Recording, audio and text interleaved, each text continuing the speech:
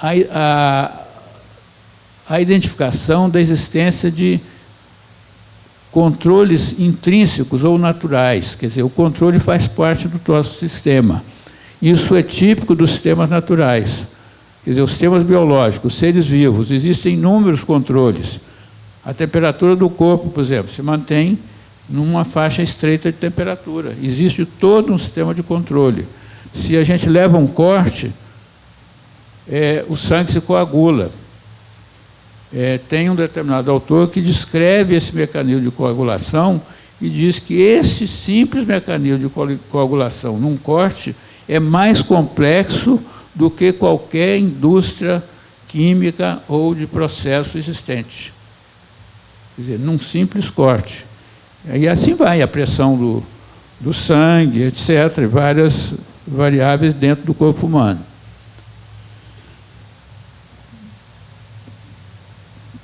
Então, ela faz parte do próprio sistema, ela é presente nos sistemas naturais. Aqui no caso que eu vou tratar, na ecologia, que estuda os sistemas naturais, tanto vegetais como animais, existe um equilíbrio. Quer dizer, nas populações, por exemplo, de animais, na natureza, antes da intervenção humana, não existe uma superpopulação de uma espécie. As espécies se equilibram num determinado território e existe uma população máxima. Fica claro que o ser humano, pela sua capacidade específica, ele consegue romper esse equilíbrio. Quer dizer, e no caso do crescimento da população humana, esse equilíbrio está totalmente rompido. Nenhuma outra espécie cresceu tanto, quer dizer, em desproporção com todas as demais.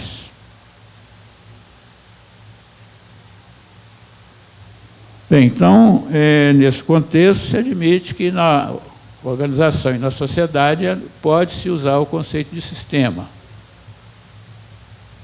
E é considerado uma das vertentes da administração, que é a teoria sistêmica das organizações. Daqui, vamos pular para um tema conhecido dos engenheiros, ou físicos, ou químicos, que é o conceito de entropia. É um conceito, né? Eu vou mais direto, fazendo só uma pequena recapitulação. Termodinamicamente, os sistemas podem ser classificados dessa forma. Um sistema isolado, em que não passa massa nem energia pela fronteira.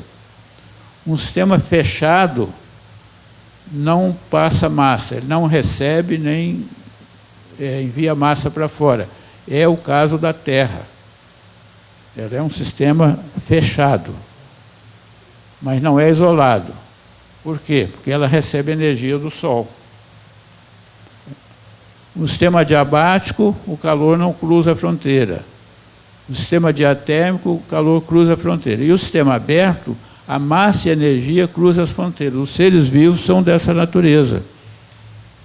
O ser humano, assim como todos os seres vivos, tem um intercâmbio de material e de energia com o meio ambiente. De interesse direto, como a gente vai ver mais à frente, é a segunda lei da termodinâmica, que existem várias formulações dela, que eu peguei aqui um resumo, quer dizer, uma delas, nas transformações entre forma de energia, há uma perda sob forma de energia térmica. Ou seja, não se consegue aproveitar toda a energia, sempre há uma perda. Isso é inexorável. Como consequência disso, então, criou-se a variável entropia e deduz-se que a entropia de um sistema isolado é crescente ao longo do tempo, que é chamada lei da entropia também. Aqui começa uma referência à economia. O economista Georgescu Regen, um economista romeno, ele propôs que a lei da entropia se aplica também à matéria, baseado na famosa equação de Einstein. Se há uma equivalência entre matéria e energia, então existem materiais com maior ou menor entropia. Um exemplo disso por exemplo, o minério de ferro. Ele tem lá uma composição muito complexa. Tem vários componentes que são indesejados para o uso industrial. Aí ele é processado e transformado em aço. Quer dizer, então, nessa visão, nesse processo se perde energia e a entropia do aço é maior do que a entropia do minério de ferro. Isso tem uma outra interpretação, que é a seguinte: existe alguma polêmica, mas é uma teoria geralmente aceita, de que a entropia mede o grau de organização de um sistema. Certo? Quanto mais organizado seja o sistema, menor a entropia.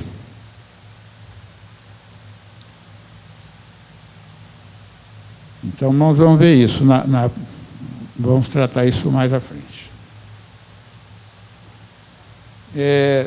Também ligado a sistemas, existe uma metodologia de dinâmica de sistemas. Essa, curiosamente, foi criada por um engenheiro, Jay Forrester, do MIT, e que depois de um certo tempo foi convidado a trabalhar na Escola de Administração do MIT, e lá ele desenvolveu essa metodologia. A ideia seria, de certa forma, uma extrapolação dos sistemas de engenharia, que são sistemas físicos, né, e que têm equações precisas, e ele procurou extrapolar isso para sistemas físicos e organizacionais.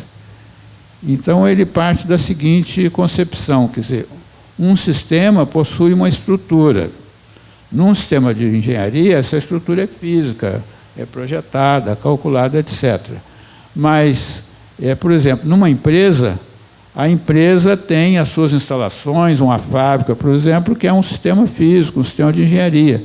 Mas existe a organização, a estrutura interna da empresa, que é um sistema social. Então, a empresa é um sistema sociotécnico. Então, existe interação entre os aspectos técnicos e os aspectos sociais. Então, essas relações são relações de causa e efeito. Quer dizer, quando é um fenômeno físico, é uma relação conhecida pela física, pela engenharia, que tem uma equação. Agora, pode haver efeitos que não se sabe mensurar perfeitamente. Quer dizer, o que faz com que o empregado fique mais satisfeito no emprego? Várias coisas podem ser feitas, mas não tem um cálculo preciso como o cálculo de engenharia. Então, esse conjunto de relações de causa e efeito é que define o padrão de comportamento.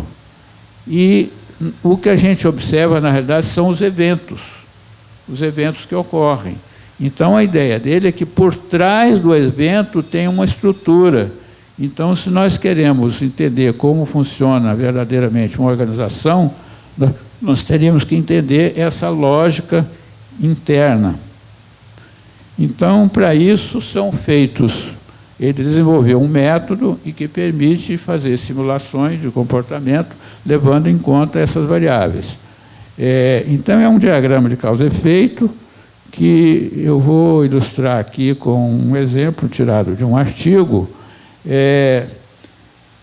muito rapidamente. Quer dizer, aqui é um caso de trabalho em um projeto, ou seja, um projeto de engenharia, construir uma ponte, uma estrada, um edifício, né? Então, aqui ilustrativamente, suponhamos que haja um problema de cumprimento de prazo e os trabalhadores têm que trabalhar hora extra. Se ele trabalha hora extra, ele aumenta a fadiga, aumenta o cansaço. Aumentando o cansaço, diminui a qualidade do trabalho. Se diminui a qualidade do trabalho, coisas são feitas erradas e tem que aumentar a quantidade de trabalho, porque tem que consertar o que foi feito erradamente. E se você, aí aumentando a quantidade de trabalho, você vai aumentando o número de horas que necessita. Ou seja, então, uma variável que aumentou, ele, ao longo desse circuito lógico, ela aumenta. Então, se você entra nesse circuito e não toma uma medida planejada, quer dizer, então você, qualquer das coisas, o aumento de horas extras tem como resultado aumentar ainda mais o número de horas extras. Então, isso é o processo de retroalimentação ou feedback. No caso, é um feedback positivo, porque aumenta a variável considerada. Se o aumento de uma variável acarreta a sua diminuição, eu não vou acompanhar o diagrama, você tem o retroalimentação ou o feedback negativo. Então, existe um circuito lógico que aumenta o efeito e outra que diminui o efeito. Então, esse aqui é uma malha de reforço ou feedback positivo, e essa é um feedback negativo. Então, a tese é que num sistema sociotécnico você tem uma rede de efeitos com malhas de reforço e de equilíbrio que vão dar o comportamento global do sistema. Numa empresa, por exemplo, o bom ou o mau desempenho da empresa.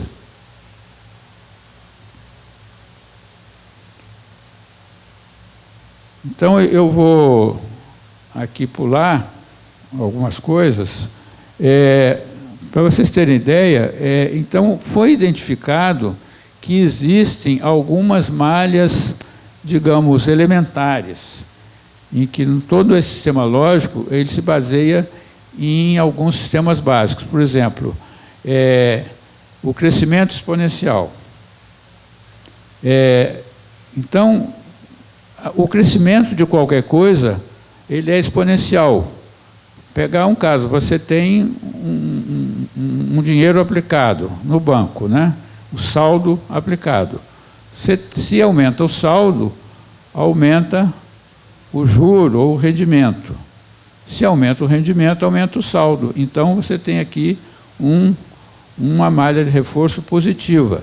Então, se você deixa esse dinheiro lá aplicado, ele vai aumentar o seu valor ao longo do tempo, a taxa de juros.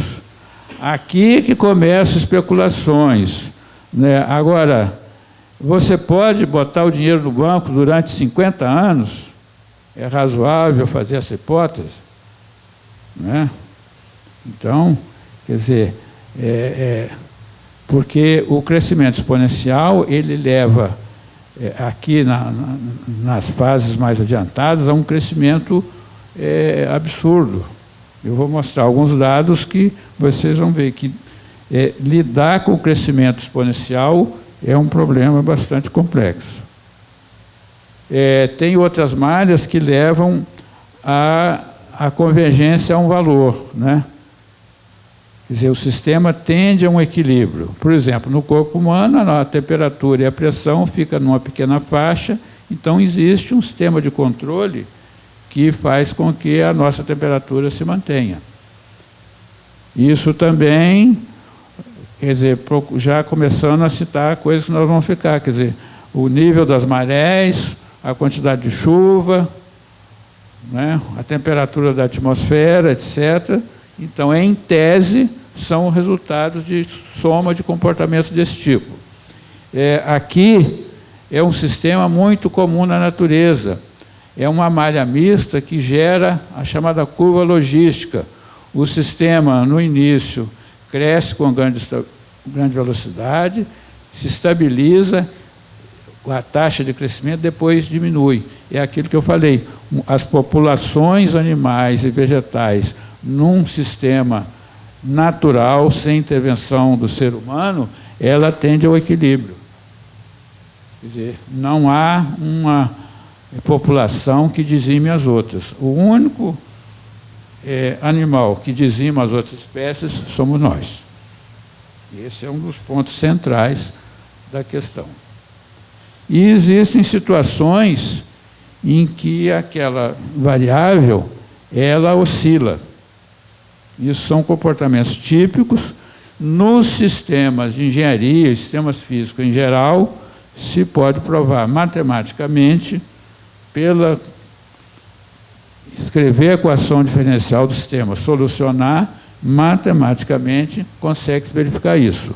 Agora, a aplicação dessa metodologia a sistemas não físicos, por esse professor Forrester, mostrou que mesmo sistemas que têm elementos não físicos têm esses comportamentos típicos, que não deixa de ser uma verdade matemática indireta ou relações muito complexas, né? Eu vou pular um pouco, só uma outra menção, é o seguinte: nessa metodologia, todas as variáveis são classificadas em dois tipos. Estoques, por exemplo, o saldo em conta é um estoque, o volume de líquido no reservatório é um estoque, e fluxos, né? Produção, a produção de uma fábrica é tantos automóveis por dia ou por mês, tantos parafusos por mês, certo? Vendas também, quantas geladeiras se vende por mês. Então, quer dizer, num sentido que não é totalmente físico, também existem esses dois tipos de variáveis. Aqui é uma coisa ilustrativa de resposta dos sistemas. Aqui, no caso, pegou-se um sistema qualquer e que uma variável estava nesse nível aqui. E, por alguma razão, mudou-se essa variável desse nível para esse aqui, uma determinada variável. E aí estudou-se o comportamento de uma outra variável. Então, dependendo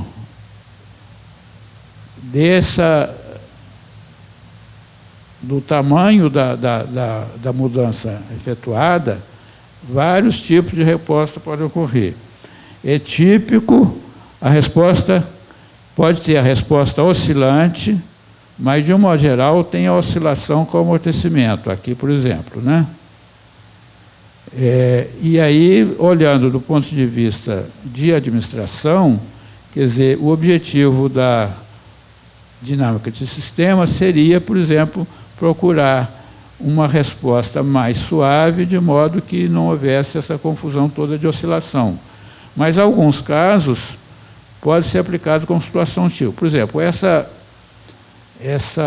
curva vermelha, se ela